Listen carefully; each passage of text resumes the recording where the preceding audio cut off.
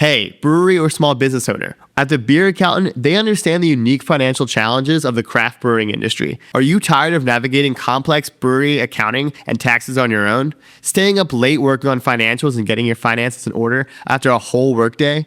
They're a CPA dedicated to helping breweries like yours thrive, with services ranging from qualified bookkeeping, business tax prep, to strategic financial planning. Stop wasting time on spreadsheets and focus on what you do best: making great beer and running a small business. The Beer Accountant is led by Patrick McDonald, a CPA for 14 years. They are also the official CPA of the Brewers of PA, servicing over 50 breweries in 4 states. If you own a brewery or small business, stop overpaying for reactive support and start being proactive with the Beer Accountant. Don't brew that IPA without this CPA. Visit beeraccountant.com to learn how their specialized expertise can help your brewery grow, profit, and succeed. That's Beer Accountant at beeraccountant.com. Are you a brewer looking to open, grow, or plan your next move? I'm Ted Zeller, liquor law attorney at Norris McLaughlin. I've spent my career working with breweries, helping them navigate the regulations that come with this industry at the municipal, county, state, and federal levels. From first permits to expansion into new markets, my team serves as legal counsel on licensing, compliance, and distribution. If you're ready to plan your next move or need legal guidance, I am here to help. Feel free to call me at 484-765-2220 or email me at tzeller@norris-law.com. And what you came into Sierra Nevada as, like, you know, just the... Oh, man, I was 23 years old. Yeah. as part of the innovation team? There was no innovation team at that time. It was a pretty, like, lean company. So I mean, I was the founding member of the R&D facility there. Yeah. How big was their R&D facility? Well, we built, what was it, a 10-barrel brew house in 2004. A bunch of 20s, a few 40-barrel tanks. Really, it mirrored the 200-barrel production facility in Chico, so 1/10 the size of that. So all the bells and whistles that were on the production brew house, we also had in the pilot, and really just kind of, you know, spent a few years perfecting pale ale.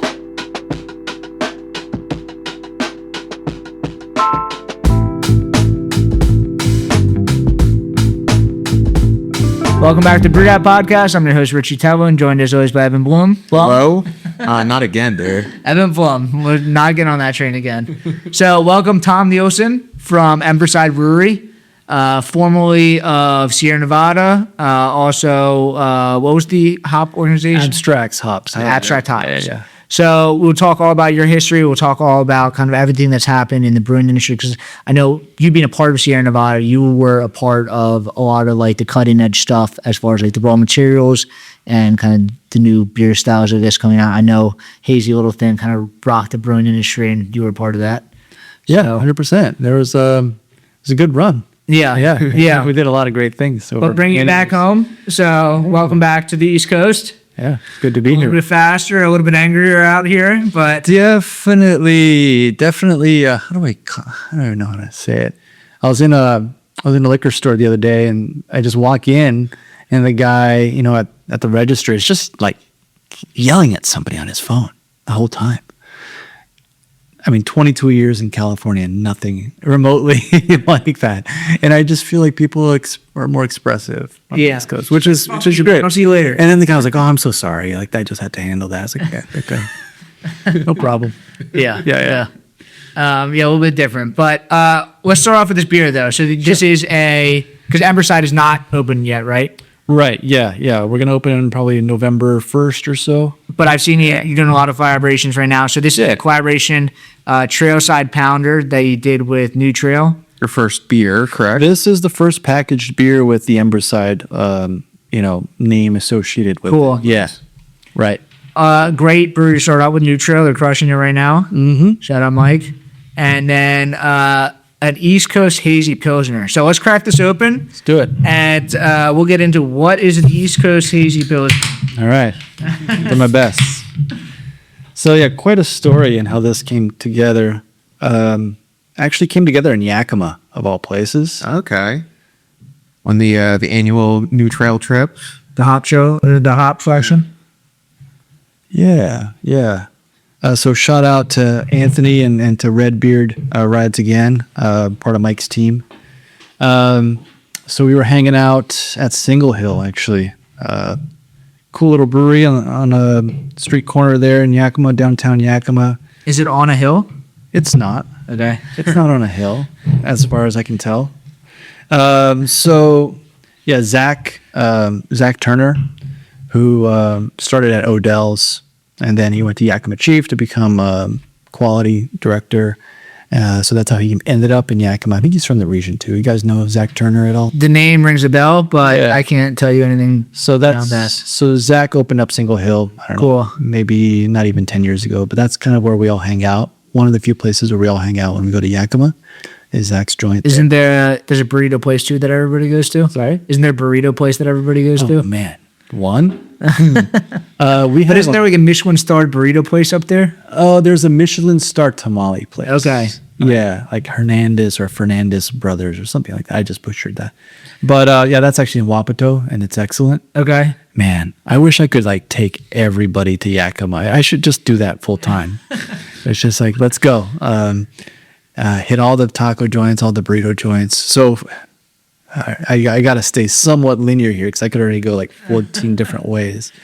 Let's see. So what were we talking about? This recipe, right? Yeah. Hanging out with the new trail team up there in Yakima, and just thinking about how wonderful West Coast Pills is, and how the East Coast needs a response to it. Just like, it's a very natural thing. Throughout like popular culture, we see that all the time. East Coast, West Coast. Yeah, so that's totally, and I'm like straddling East Coast and West Coast in my life and career and everything, right? Yeah. So I feel like I need to have some say in this response.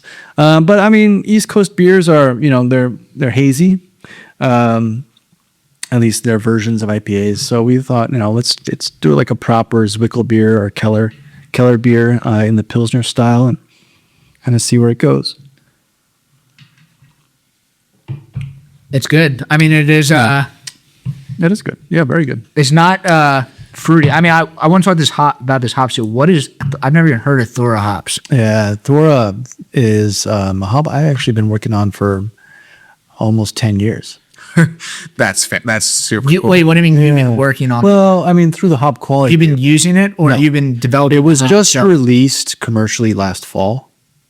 So that's another long story. I mean, that could take like 40 minutes in itself. But yeah. So as part of the hop quality group, which I co-founded in 2010 with Vinny Chlurzo, Matt Brynildson, John Mallett, maybe Dan Carey was in there. Really amazing early like footage from 2010 of us all going up there. I think 7 of us. Yeah, what a groove to be around. Just lifelong friends, really. 2014, 15, we found ourselves with just like too much cash. We went in and saved the. Wait, what time of the brewing industry was this? Well, this is like, so we, it's like there's a membership fee for Hop Quality Group. Yeah, we're really Hop Quality Group is kind of the only group of significant importance in the industry that's not like owner led. So it's like employee led and created. I guess Vinny, one of the owners, and Dan, one of the owners, are owners. Original founders are owners, but like I think Garrett Oliver was also an early member. Mallet, myself, like we were like more employees of breweries, right? Mm-hmm. So, and then the leadership was always kind of always including a lot of employees of breweries, which is a little bit different than the BA and things like that, where the leadership tends to be owners, which is awesome. But it's one way that I think the Hop Quality Group really differentiates itself. So basically, we got a bunch of members to join over those first 5 years and just kind of built a little war chest. And at that time, 2014. But what is it exactly? I mean, why would an employee pay money to join this? So we started all these hop sanitation tours in Yakima, kind of provided access to the industry for a lot of brewers. To go to hop selection without being like one of the owners that kind of gets invited? Not just that, but basically developed the quality programs for growing, harvesting, but not just developing, collaborating with the hop industry to do this at a high level. So again, I'm going to go back a little bit. So it's going to be a little bit scattered until we hit It's like memento. I'm ready. until we find our groove. 2008, Anheuser-Busch kind of divests from their boots on the ground quality program. Yeah. Legendary hop chemist, scientist, quality guy, Val Peacock is all of a sudden not part of AB, doing this work that you've been doing for 20 years. So a few of us get together and basically propose the idea of, creating a group, funding it, and hiring this guy to Continue what he was doing. and to also, basically, through osmosis and through spending a lot of time together, pass on his knowledge to all of us, which he did. So Dr. Val Peacock, he wrote a bunch of papers on hop chemistry and aroma in the 80s and 90s, and just knows more about hops than anyone else. Hops of that era, right? Because hops have changed a lot since 2010. Yeah. So there was that going on. We started this group. We had a bunch of charters. Today, there's a really credible scholarship that a van from Gigantic in Portland put together, and a bunch of other things. So a bunch of marketing, a bunch of membership committees. So it's a way for this group of, I think it's like over 70 members now, maybe, to get involved with the industry and really create like a solid group that like is a force in the hop industry. So so I was technical chair for 12 years and co-founder. Over the years, there have been different people leading the organization. Certainly, I think Vinny and John led it for the first few years as like the president and vice president. But Alec Moll from Founders and now Bell's led it for a while. I think currently Jeremy Monnier from Stone leads it. Oh man, I'm just already drawing a blank. A gentleman from Ninkasi. Why can't I remember his name?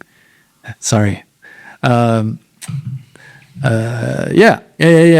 Jamie, from Ninkasi. So it's kind of cool. I know it's kind of 2-year terms, and it's a great just leadership opportunity for people in craft to kind of elevate their skills and network. And you said you guys developed this hop. I know the hop breeding company. That's your joint venture. HBC is Yakima Chief and Haas, right? Yeah. But you guys are also developing hops. So 2014, we put a sizable investment into the Oregon State hop breeding program, which is a legacy hop breeding program here in the United States. It's for Cascades, Willamette. Many hops were developed over those years. It was basically going into, oblivion, kind of. It was going to be gone. And we went in there and put in a lot of money to redo the whole thing. And other companies did as well a little bit, but I think we became a very dominant force there. And one of the original kind of criteria we set for ourselves was to breed high thiol variety hops. So this is when Mosaic was taking off, Citra already had its legs. So we crossbred some interesting things, and Thora is the first release from that program, and it's a super high thiol hop. It's got a ton of tropical, all the thiols you could ever want, basically in this hop. It's being grown in 3 states, Oregon, Washington, and Idaho, at 3 different growers. So we're kind of getting a good sense of how it grows in these regions and figuring out pick windows. Again, I'm no longer a Hop Quality Group member as of 2 years ago, but I kind of set a lot of momentum going forward on this stuff. So I'm still seeing all this play out. Getting the hops like bred and out, it's like a 10-year process, right? Yeah. So it's like you might have started this stuff and been working on for 8 years, but then you're not even able to see it kind of get done. It's kind of crazy. Yeah, but great team there at Oregon State. John Henning, the breeder, is retiring soon. Angela Randazzo become a great friend. It was awesome watching those folks work really hard on this project and create new great hops for us, public varieties. So that's kind of a different it's kind of an oddity these days. Are all the Oregon, what is it, Oregon State Hop Program? Are they all public No, varieties? no. I mean, another great breeding program in Oregon is the Indie Hop program. Okay, yeah. And they actually also work through Oregon State, but a different gentleman, who I can't remember his name at this time, but Townsend. Well, I mispronounced his name, so yeah. You're way ahead of me. But yeah, I mean, I love those hops with a passion. Strata is a fantastic hop. Luminosa is great. They're doing great work, and as is HBC and everyone else, and Steiner. So there's quite a lot of hop breeding activity in the United States right now. You and Mike just sat down and were like, well, I got a hop. Let's go to the East Coast. Let's make something. So Vinny's been playing around a lot with these two hops, Tangier and Thora. And I made the comment, here come the T hops. Right? Yeah. The C hops, like these are the T hops. So Thora and Tangier are two really hot hops right now. Tangier is certainly coming from the Siegel hop ranches, and John Siegel does a great job just sharing. He'll be on next month. What's that? He's going to be on next month. Yeah, dear friend as well for many, many years. So, so this beer features Thora and Tangier together. So I think the citrus from Tangier is really popping. Tropical notes are really wonderful from Thora, and great bitterness. Really nice. Really nice. Do you think that this is one-off beer style, or do you think that this is like everyone's exploring the lager styles right now? Yeah, this is honestly, it's like me, Mike, and his team just really just vibing on the craziest ideas we put together. So this is definitely like a first out of the gate kind of concept of what it can be. So it's also using a lot of different grains. There's plenty of oats in here, plenty of rice, flaked. There's some wheat in here, so it's got a lot going on. Yeah. Yeah. Yeah, you don't normally see beers with rice and oats in them. Yeah, so I mean, we're trying to push a few boundaries. I certainly have some concepts I'm going to be testing over the next when I get the brewery going. October will be a really fun time for me, for sure. Do you foresee a lot of the beers that Emberside is going to make are going to be like this, or are you going to have some flagship beers and then like kind of like a? Well, we want to do rice lagers really well. I think that's it's not easy to do, but I think we're really committed to that. There's a legacy from the Emberside Brewery. The ownership group, we're actually the largest importer and exporter broker of rice globally for many, many years. Wow. And basically supplied all the rice to Anheuser-Busch for decades. You import, where's the rice coming from? Is that Asia? All over the place. Yeah, well, actually, where I'm just spent the last 22 years in Northern California is where a lot of the high quality rice really comes from. Yes, yeah. But you've never done that. There's actually a little brewery right in the middle of all the rice farms called Farmers, and they do some nice, extremely light, I would say, rice lagers, really like on the Coors Light side. But they're becoming really popular in Northern California. Yeah. Cool. Yeah, trends normally start in the West Coast and move over here. So, is that what you think rice lagers is the next? Dude, I was talking about rice lagers like the last week. I'm like, I want this style to get hot. So at my local in Chico, California, a place called Beer Lobo, shout out to Beer Lobo. The team there, they had Lucre taps before anybody, and we're bringing in all these great lagers from all over the state and the West Coast. And, rice lagers started making it into the Lobo, and they were just incredible. So there was a great lineup of, Czech lagers, lower ABV Czech lagers and rice lagers just side by side from great breweries in the Bay Area and Sacramento and everywhere. And that's where I just fell in love with them. People are executing those styles really well out there. But I've heard, in Brooklyn, I forget their name, but I hear there's a kind of a mom and pop brewery contracting for a rice lager. It's their only beer. So you think Rupee? No, that's not it.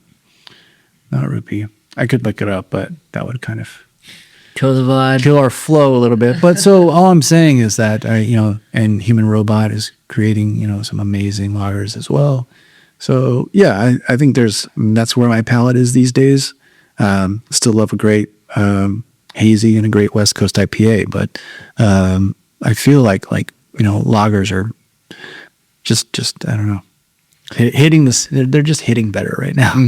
Yeah, it's what's in. So what I think for a lot of people, when they think of raw material in beer, they think of hops.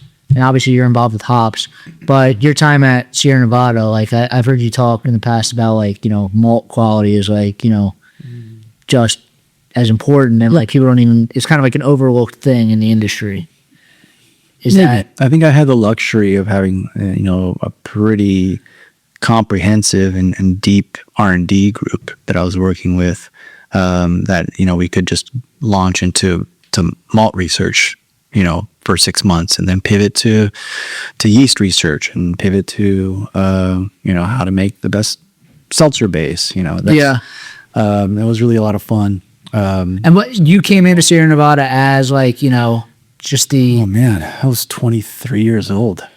Yeah, as part of the innovation team. There was no innovation team at that time. It was a pretty lean company. So I was the founding member of the R&D facility there. Yeah. How big was their R&D facility? Well, we built, what was it, a 10-barrel brew house in 2004, a bunch of 20s, a few 40-barrel tanks.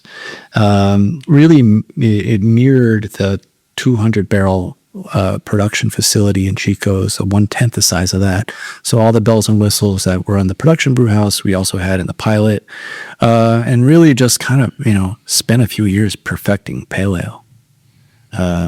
What were types of things were you having to adjust for that? Is that just consistency of the raw materials coming in? 100%, yes. And then evaluating all the different suppliers, tweaking with, removing one component, maybe one hop and replacing with another hop, removing, one crystal malt, replacing with another, things like that. I mean, it's such a fantastic, iconic beer that you just want to preserve it and improve on it every day. And we did that. I mean, from 2004 to 2010, we kind of perfected almost every element you can think of for that beer: shelf stability, packaging, the hops. I mean, that's when I got really involved in hops, right? And just making sure the cascades were, solid every year, and really learning what makes a cascade hop lot better than any other lot, and what we want and need for pale ale. So yeah, it was a pretty amazing time. Yeah. I mean, starting in 2004 at Sierra Nevada, you've seen a lot of different things. I know you worked on the Torpedo. Yeah. Right? So how did that process work? I mean, Torpedo. I remember when the Torpedo came out, before I was in craft beer, but I was reading about it, and it was about the same time that Sam Calagione was making the auto hopper for 60 minute. Right. Yeah. It seemed like every brewery, Victory had this whirlpool thing, and everybody was making a unique piece of equipment for them hopping. So. Yeah, the Torpedo, I mean, I think everyone's got their own unique story. And can you explain what it is? I don't think that Evan knows what Torpedo is. Sure, yeah. So, I mean, the beauty of Sierra Nevada and things like Pale Ale and Torpedo Ale and Celebration Ale and Bigfoot, they're whole cone hops. They're not pellet hop beers. So they're really traditional in every way. The dry hopping, when you're making beers whole cone, is really cumbersome. Basically, you're doing a steep with whole hops in bags, and just lining the fermenters with, however many of these bags, 20, 40 of these bags at 5 pounds each or something like that, and just letting them sit. So really inefficient transfer of flavor from the hop cones to the beer. Also, as a cellarman, I'd be like, God damn it. Another dry hop coming up. The ergonomics sucked, kind of, you never want anyone to tweak their back, but especially when you're pulling these bags out of the tanks, out of the bottom of the conicals, I mean, you're kind of wrenching a little bit. And also when they come out, they're no longer 5 pounds. They're 35 pounds. Yeah. They're just soaked. Right. So I remember early on, I was observing somebody, getting the hop bags out of the tank, and I just stuck my arm in the middle of the bag and I pulled out a bunch of dry hops. I'm like the efficiency on this is ridiculous. Were there infection issues with No. so many? No. Not one.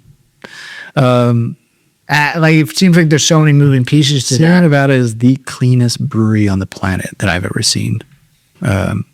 So from A to Z, the sanitation is incredible. Yeah. But you're basically alluding to the fact that hops have, bacteria, microorganisms all over them. Yeah. But the beer, at elevated alcohol content and also the antimicrobials and antibacteriostatic agents in the hops, just nothing. Yeah. And also the CO2. I mean, I think we know that now as well. The carbonic acid in the beer is also a good preservative. So, nope, not a one ever. So you saw these dry hops and you're like, this has to change. It seems so stupid. And I started talking about it. Maybe other people were talking about it too.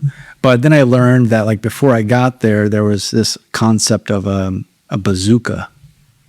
So it was just one piece of pipe that, I think Ken and maybe another gentleman, Charlie Kyle, just packed with hops and just tried to flow through it.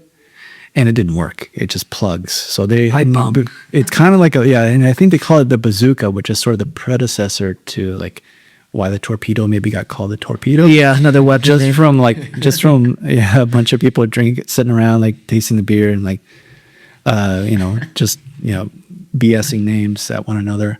But so we took that concept.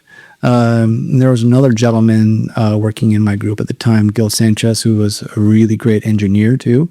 And we all sort of collectively figured out the internal guts of what this looks like. And then I did a lot of the R&D work on it for probably about a year, tweaking, all the parameters, the pressures, the flows. We were using. Did you make a mini version? Yeah, we did. There was a prototype for sure that we worked with for probably a year. And also purging the vessel is really important. So there's a lot to it. I remember the first year we turned it on for Celebration Ale, which is only a percentage of Torpedo. Still a lot of whole cone in bags, in traditional dry hop bags. That was really, we hadn't figured out the oxygen component of it. And I remember Tommy Arthur from Pizza Port / Lost Abbey texted me and he's like, torpedoes hit the target or missed the target, huh? I'm like, what happened? Because I think the first couple tanks we made, honestly, were probably kind of oxidized. But I mean, you have to take a shot sometimes. Just got to go for it. And I think that sort of vibe and energy, it was an important part of a successful, brewery growing like Sierra Nevada was growing at that time. We were trying a lot of really cool stuff all the time. So, it probably took another few months to perfect it because it wasn't simple. Yeah. Yeah. So what is it exactly? I'm sorry. So what is it? It's basically a cylinder that holds about 100 gallons of water. Yeah. And inside this cylinder, of course, it's pressure rated. It's got a manway on top. And it's got some internal mechanisms in there that I don't like to talk about, just out of respect for the company. You got to keep it a secret, keep it exciting. Yeah. I mean, there's pictures out there of what it actually looks like, and I'm sure people can figure it out. And nobody's crazy enough to do this today, so it probably is a moot point. But you pack it with 65 to 75 pounds of whole cone hops. Then you seal it up. You purge CO2 through it for a while, get rid of all the oxygen, and then you hook it up to a tank with a pump, and you're basically pulling a beer from the tank, circulating it through, and then returning it to the tank it depends on when you're doing it. So you can do it during fermentation or post-fermentation, and creates very different flavors, as we know by now. But And certainly the amount of extraction time you apply are very different between the two. How was it doing it during fermentation? Was that crazy? Were you making was it just foaming up like crazy? 'Cause I know like active dry hopping like sometimes makes it go crazy. No? Not really. We played around a lot those first few years with flow rates and pressures and things like that. Yeah. I don't remember the details. I came away with some theories that I additionally want to test, but I don't think I'll ever make whole cone dry hop beers ever again. So Yeah. So when I was at Victory, I mean, Victory's not as big as Sierra Nevada, but when beer gets that big, it's like you're able to like look at these issues like microscopically. It's like, especially like you're talking about Sierra Nevada is like the cleanest brewery I've ever been in. Once you like, for me, brewing was all about like eliminating variables and then switching all the levers around, and that's how we kind of like played around with everything. But I like brewing at a large scale because everything is like it's easier to change things on it. Sometimes with like so you have a lot of opportunities. exactly, and there's a lot of more. You're able to play with it because it's so much larger. Yeah, and you can always blend. Yeah. If you need to, if something was just a little bit off, you just put 10% of this one over the course of a few weeks or Yeah. Yeah. I'm sure with your pale ale, you guys were making so much of that. They're like, oh, this isn't exactly right. We can just push it into the system. So I mean, I think I just remembered Victory is a whole cone. Hop. It used to be, and some I don't know how they are now, but it is it's like mixed. Mm-hmm. But we did use whole cones. Yeah, I remember that. Also, you guys imported a lot of Pilsner malts from Germany too, right? Yeah, Bill and Ron both went to brewing school in Germany, so like a lot of the hops and malt were from Germany. Yeah. I don't think I've ever met those guys, but Ron, what was his last name? Barchett. Yeah, I think he was slated to give a talk in Vienna on malt. I think he speaks German. Oh, he does? Yeah. So he was like the perfect guy to do this talk. I think 2017. And then I guess he like backs out 2 weeks before. Yeah. And I get a call. So you speak German? I don't. But I was, I was sort of doing a circuit on malt quality and malt flavor at that time. I had a presentation. Yeah. They invited me so I got to hang out in Vienna for 4 days or so and talk about malt. Not bad. No, it's cool. All because Ron couldn't make it. So, but yeah, it was good times. That's probably, I think that was like when they were selling the brewery. He had bigger things going on, but Yeah.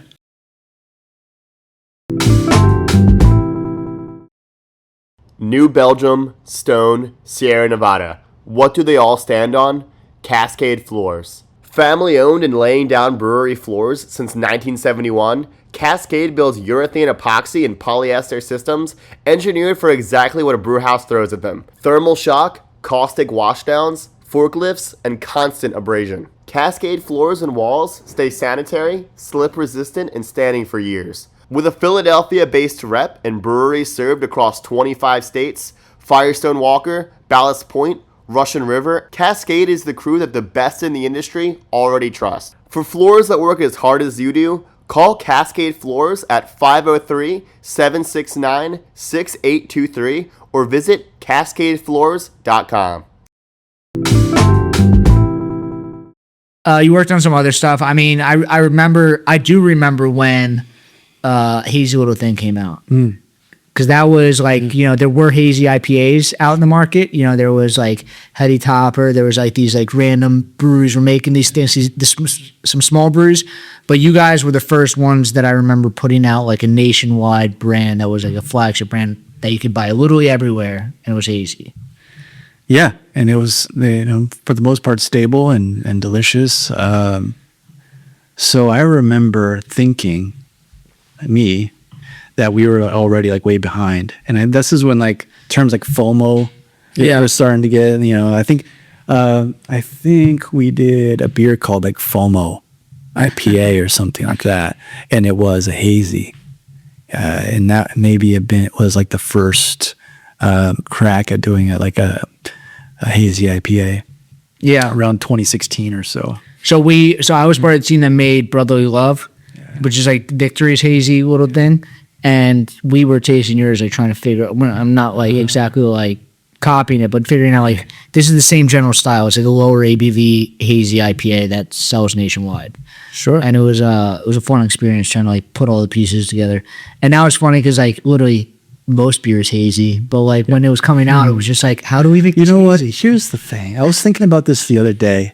Going back to that early era, Yeah. from 04 to like 2010. Yeah. And we had such a core team at Sierra Nevada, and we spent so much time working on like beer clarity, Yeah. like getting the silica gel. Now we got hazy lager, hazy price oh, and we had like some dear friends who I worked with for a long time became like really high level experts on all this stuff, and we had great data and great projects. And I would just be sitting there like, man, can we just like not plate frame, like these beers? They're gonna taste so much better. So I think Plate frames a lot are of brewers know, but we perfected it. We got it to to have a much less. Most of my career was spent in the filter department, not even the cellar, just the straight filter department. And I did enjoy it, but it is I felt the same way. I felt like sometimes like this everyone talks about how the beer in the fermenter tastes amazing when it's got a little haze on it. Like why are we busting our ass trying to do this? It was there was this really, really dominant perception that a beer wasn't great or elevated if it wasn't bright. And that, I think that was like a mental block of just like be better for the last 8 years. You could make all these great arguments for creating hazy beer, and then somebody would make like one comment, trigger everybody, and it'd just be like, no, we're not doing it. Like, no, like we need to add more silica gel now. It's just like, gotta get it even clearer than clear. It was just, there were a lot of those things too. Yeah. There's still quite a few out there. So it'll be interesting to see the next paradigm that we can. Do you think clarity is going to come back at some point? I like clear beers too. I think a lot of the smaller craft breweries that come up, like it used to be that like even small craft breweries are making bright beer. I think that there's going to be like this whole wave of people that don't have filtering experience. Yeah. So that's going to be a weird example where like, people are going to reinvent filtering beer. There's probably a better way to do it. There's a lot of, anyway, the big brewers all filter the hell out of their beer. Yeah. There's sterile filtration. There's all these things. And honestly, it's kind of big business. There's a lot of development, a lot of chemistry, and a lot of companies like doing a great job in this area. And and there's, a lot of probably, I'm guessing a lot of large POs that get cut to these companies every year. So, but there's a time and place for both, for sure. Yeah. Like I don't really want a hazy light lager if I'm ever going to drink a light lager. But yeah, some things should just stay clear, but they're kind of good how they are. So you were at Sierra Nevada for a while. Then you left. You went to Abstracts. Mm-hmm. Can you explain what Abstracts is? Because that's Abstracts is just a hyper innovative startup based out of Irvine, California. Yeah. And they've had wild success in the cannabis space, acting as kind of like the flavor house for the cannabis industry. And myself and a few others, I think, convinced them to get into beer flavor because their extraction techniques on cannabis were so advanced in creating such a superior aromatic product that a few of us were really excited to see how hops. I mean, so similar. Right. Should be. Yeah. And it is, I think it's the best, hop aroma product on the market in terms of quality for sure. So, there's no kind of remnants or artifacts of the extractions or the distillations that they're doing, all low temperature stuff. And it's very, very good. So that was a lot of fun. Again, really innovative team, kind of highly invest in R&D and have come out with really fun products. Like the whole dank line of flavors is really neat and kind of, it's a little bit nichey, great for like a 420 beer or something like that. But honestly, I think I was the first, or me and my team at Sierra Nevada were the first to put one of their flavors in a nationally released beer. Really? Yeah. Can you say what it is? Yeah. Oh man, what was it? Was it Dank Little Thing? Those flavors are starting to come back though. It's like a lot of these very stone fruit flavored IPAs are starting to kind of go away. You're starting to see a lot of like West Coast IPAs and some of these like resin, pine, dank flavored IPAs are starting to come back a little bit. So I think Abstract's hops has played a very large role in all that. Yeah. If anybody listening ever goes to just local conferences, I see Abstract there frequently. You just go by and smell their table. Yeah, it's a fun group of people for sure. They Or are they smoking? yeah, you can get whatever you want at their booths. For sure. No, so that was a fun ride. You know, I made Max Kobe, one of the founders, is a dear friend. As are some of the people that are still there. So it's a cool company. Cool. And then so now you're at Emberside, so you're back on the East Coast. How did that kind of come around? I was just kind of fished out of California. So through different connections, I made contact with the Connell family, who are building this amazing work resort in northern New Jersey. And the brewery is one piece of that. It's one of the centerpieces, but there's really an incredible project going on this 185-acre park. So there's going to be a bowling alley steakhouse right next to the brewery with a stage and just beautiful ambiance atmosphere, like a Los Tacos #1 style taqueria right next to the brewery, and then a full Mexican restaurant right there. Across the street, there's going to be a Donner Shack, a high-end ice cream. There's going to be a Boschetta, kind of casual high-end Italian. Oh man, what else? A wellness center, a bathhouse, 3-story bathhouse. And I could kind of keep going. I don't know. and there's going to be a full-on production facility. Like what actually is Emberside? Like, yeah, so it's a 20 barrel brew house. Cool. We've got 20s, 40s, and 80 barrel fermenters. Cool. So capacity to do maybe 8,500 barrels a year. Centrifuge, canning line, kegging, and it's gonna be a really beautiful little brewery. For sure. The architect is Olsen Kundig. They designed the Georgetown Brewery in Seattle. Cool. So they're really known for their guillotine doors and kind of a more industrial look with exposed I-beams.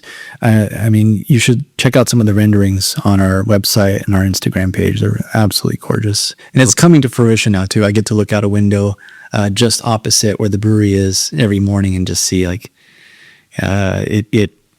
be created. And certainly I'm walking the facility a couple times a week too. So So what kind of beers are you guys going to make? And then what kind of beers are you guys going to make? And then the tap room experience, because I think that it is very tap room heavy, right? The whole Emberside thing is yes. These are going to have fire pits. Oh, it's beautiful. Yeah.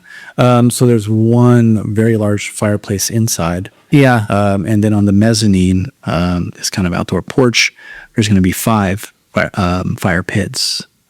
So very social, kind of communal feel. We'll be doing dinners out there, massive paella. Sticks. Yeah. Oh yeah, for sure. We will have this. The what is that? The Stein beer. Yeah. Right. Yeah. Yeah. Yeah. We've actually talked quite a bit about that. But the name, the fire pits, I'm already imagining it. Yeah. 100%. So it's really cool. We have a great team, great tight knit team. Working on really cool marketing concepts. We have a really solid graphics effort. We did much of the label design here for I see it all your social media is stenciled kind of these images. It's cool. Yeah, the etchings. Yeah, the etchings. Yeah. Well, Leo, our VP of branding is just a genius. Cool. So yeah, he really is creating some amazing visuals and branding. Yeah. Oh, you guys just going to sell on premise, or is the plan to distribute as well? We will distribute 100%. Exactly when that starts, I don't think that decision has been made quite yet. Yeah. I think that's my phone. Sorry. But pretty soon after we open and start producing, we're gonna. Are you caught up to speed? I don't know how the California alcohol laws are, but I've heard that not as bad as the New Jersey laws? Yeah. Are you ready to kind of Yeah. I think what is it, Governor Murphy? Yeah. He changed the laws and put into motion much more lenient. Yeah. A guy Eric Orlando. Yeah. And then that was a couple of years ago. So I think we're fine.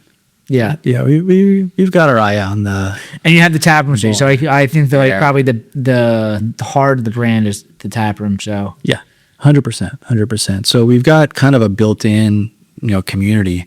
There's a lot of really large companies have their headquarters on our campus. There's going to be I think 12 or 1,400 residential units. Cool. Really nice apartments. Awesome. So we have a captive audience. Yeah. Yeah. I mean, it's certainly where I want to retire someday. yeah. So what type of beers are you guys going to make? Like I said, rice lagers. Yeah. Love that. Yeah. I definitely rice lagers. This is a different type of rice lager. Are you guys going to be doing? It's mostly going to be like just very crushable, easy drinking lagers. Or are you guys going to kind of explore that flavor? I'm going to explore it a little bit more. There's going to be some exploration there for sure. I'm not going to talk too much about it quite yet.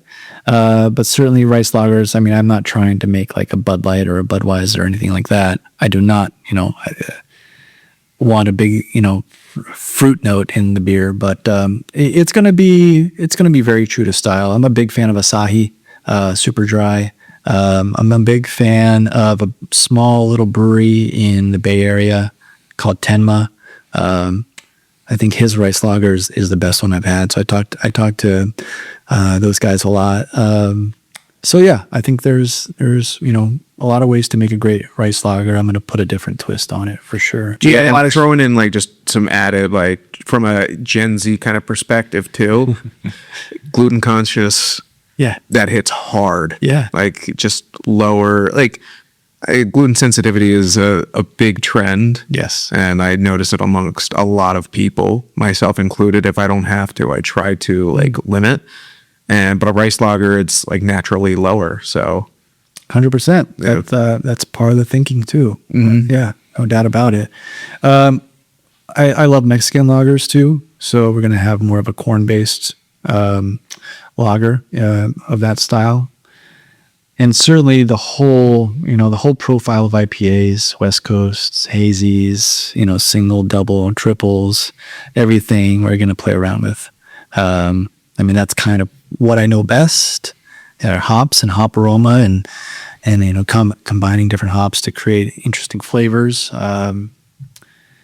I think the industry right now, for so many years, hops drove the industry. Mm-hmm. And now that lagers are becoming so popular, I mean, you're even talking about how like rice lagers are going to be kind of the focal point. Mm-hmm. Not just malt, but like rice, like different like grains, malts.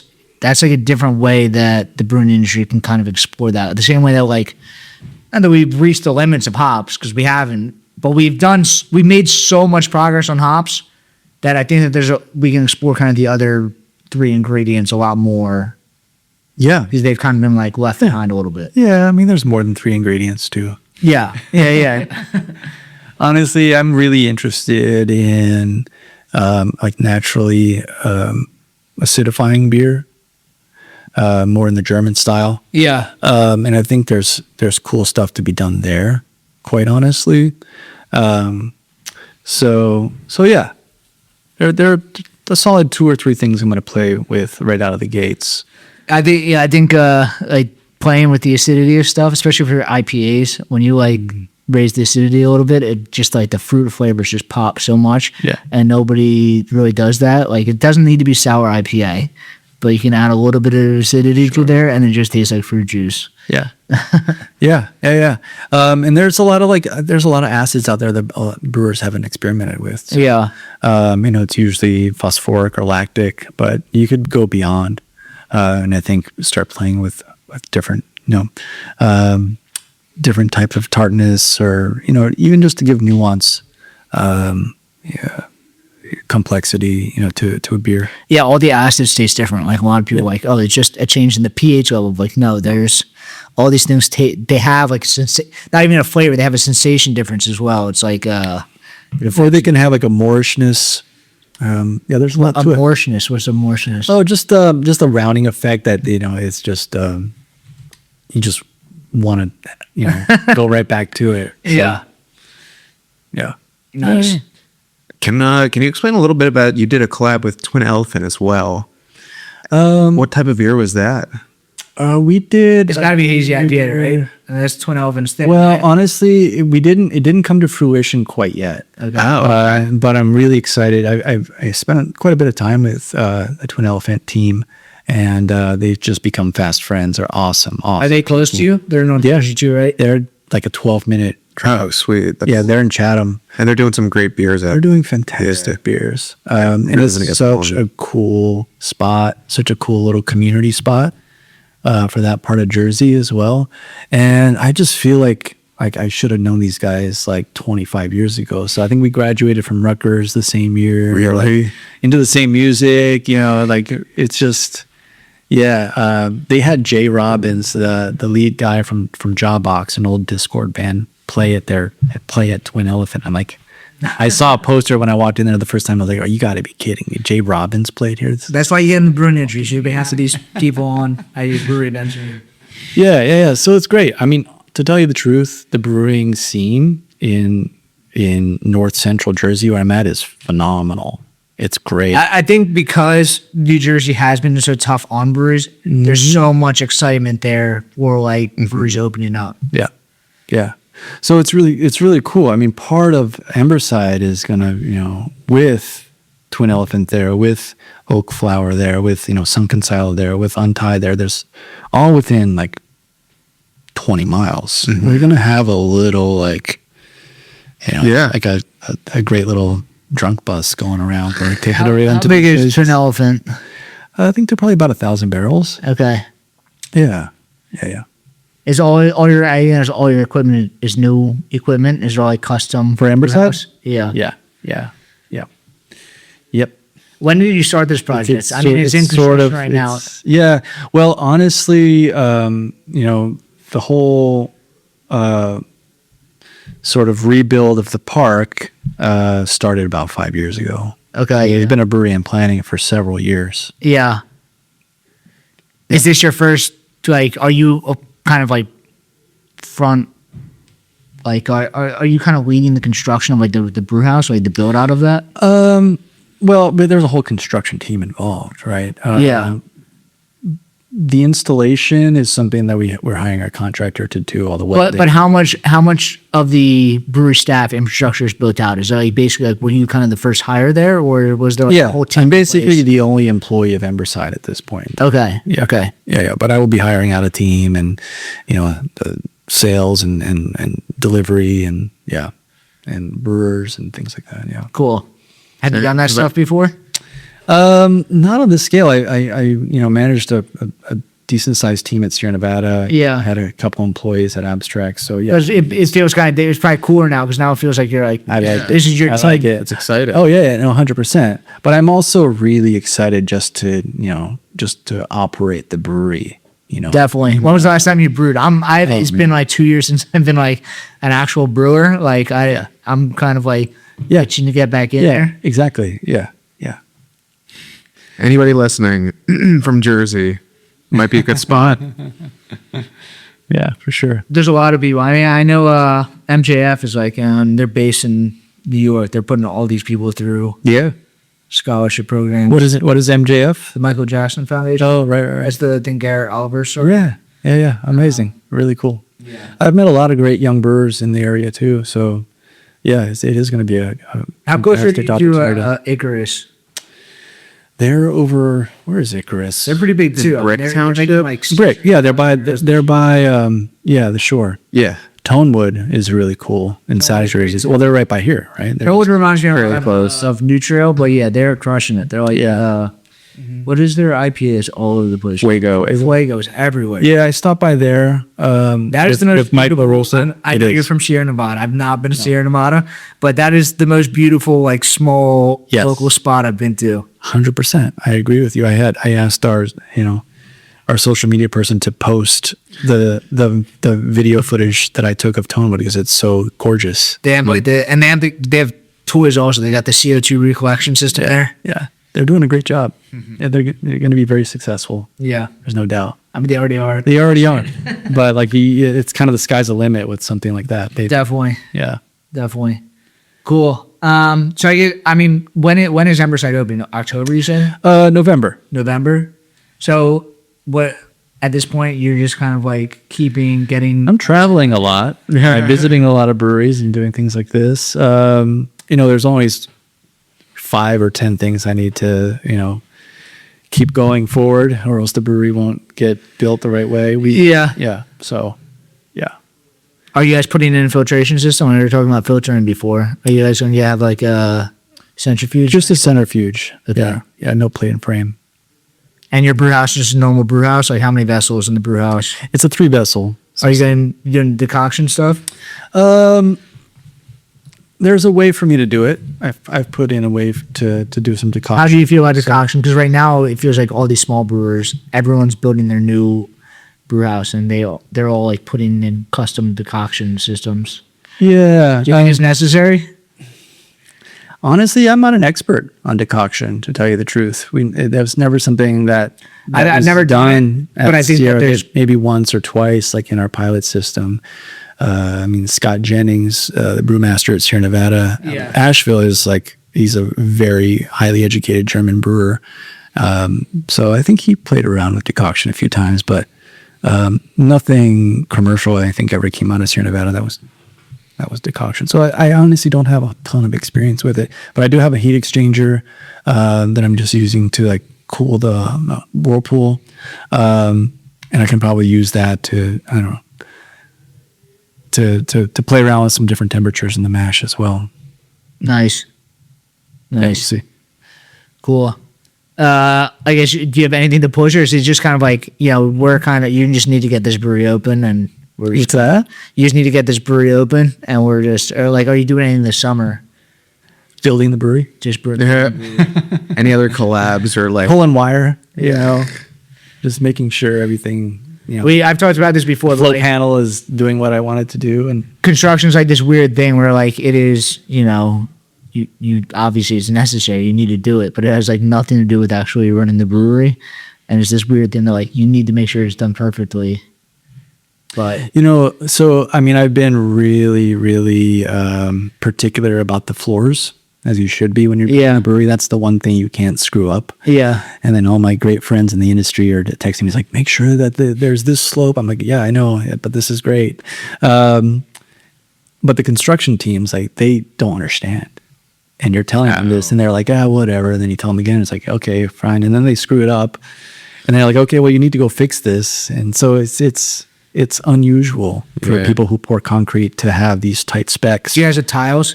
Yes. When we were building it, it wasn't even big. It was just a brew pub at Victory, and it was like same thing. It was like telling them, like, yes, I understand, and then they would just make it flat. Yeah. And then we put water down. I'm like, do you see how it's not going to the drain here? Yeah. That's what I'm talking about. That's so sad. Yeah, it's so sad. No, we actually, the first thing I did is I upgraded the floors to argolith tile. Cool. It's beautiful. We just finished the design on that last week. Those will get installed in May. So yeah, the brewery is going to have black argolith tile, and with the stainless, it's going to look That's sweet. Like Oakland Raiders, And Emberside, like the whole like black forward thing with the Emberside seems very cool. Yeah. It definitely fits our You need to paint the tanks like logs. Sitting there. Hey, there. okay. Not a bad idea. Not bad. I Just a little. was thinking flames, but Oh, flames! Yeah, I like that too. yeah. That's cool. The only I just like people don't really paint their tanks. I know who makes Heady Topper. They have like the painting tank. Yes, Alchemist. Yeah. Yeah. What an amazing spot. That was one of my best days of 2020. What year is it? 2026. So that was 2025 May. I visited Alchemist and hung out with John. Right. Yeah. It blew my mind. I mean, having Heady Topper, John pouring me one out of the cask right there, and it was a phenomenal day.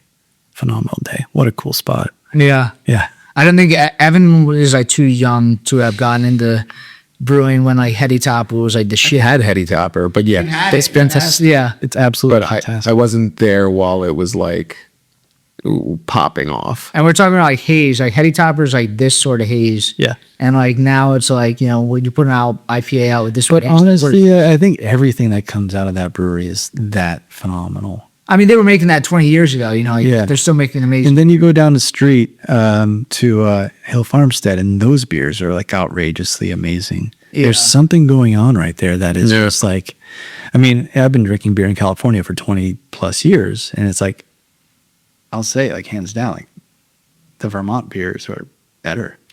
Well, I think part of it is No offense to my California friends. Maybe it's just because it's different to me, and I'm picking up on it, and it's just like a nice deviation. when people from Vermont go, you know, to Chico, you know. Yeah, they're like, they love Sierra Nevada. Okay, when somebody Yeah. from Chico goes to Vermont, they are like, wow, this is a little bit Yeah. different. This has like a different edge to it. I think it's definitely easier to make beer when it's cold out, and it's obviously very cold in Vermont. Yeah. And I'm sure that plays a little bit. I think beer's just happier when it's cold. That's my thought, that like, you know, it's just kind of like nice, and then maybe just the people making it or have like that kind of personality that they're good at making beer. But yeah, all the beer coming out of Vermont is the best beer out there. fantastic. Yeah, the creativity too is really great. Yeah. Nice. I guess, do you have anything else you want to say? Are you coming to CBC? I am. Oh, was that Nice. an hour already? Oh yeah. Wow, that was the fastest hour of my life. Yeah, CBC. I'm going to sit on a panel with Steve Gonzalez from Stone and Breeze from Totally Natural Solutions. Just talk about, you know, beyond pellet hopping products and so on and so forth. So, What do you mean beyond pellet? Like what's so all the different extracts, like we talked about abstracts, hops, and then there's a bunch of companies that have new things out. There's a lot of innovation in this do you think area. like, do you think something is going to overtake pellets at some point? I mean, like pellets overtook whole flower, but like pellets is always going to be the backbone now. And now, or is there some? People are using extracts, but is there one extract in particular that's going to like stick about it? I'll talk about it. You got to come see the talk. So talk, people. There's sort of a holy grail in this. I think one day you could have like 100% liquid dry hop that is a complete replacement of pellets. Yeah. I honestly think all the components to do it exist at a very high quality, but they're all sort of owned by different companies. And if you the brewer bought this from here, this from there, then it would be very complicated supply chain, like putting together a computer or something like that. But you could probably do it, but it would be a pain. Is it too expensive right now also? Or is it just like No, I think to do it would actually be cheaper than to. You're just getting like 101% efficiency adding liquid to it. Yes. Exactly. Exactly. So that's something I've thought about a lot for many years, honestly. And whoever sort of cracks that code first will have a lot of success. But I mean, every hop company that I know of is doing something cool and innovative in that space. So it'll see if one group can put it together, or if they can start sharing knowledge a little bit and kind of elevate. So you're one product, yeah. You're obviously closer to the hop companies than us. So you probably know these people personally. Has the shift in craft beer from super hazy IPAs, we're putting in like 8 pounds per barrel, to lagers, have they seen that? I know that they like cut down a bunch of their hop yards, but it seems like the brewing industry is so ADD about like the different styles that they produce. It's like, I don't think that people realize that like it messes up the supply chain for our suppliers. Oh, yeah. And it's like, Oh, yeah. I mean, it seems like a bad relationship. Yeah. I mean, from some perspective, I think I did a talk in Germany in 2016, and I basically said there's an oversupply of hops kind of already here, from what I can tell.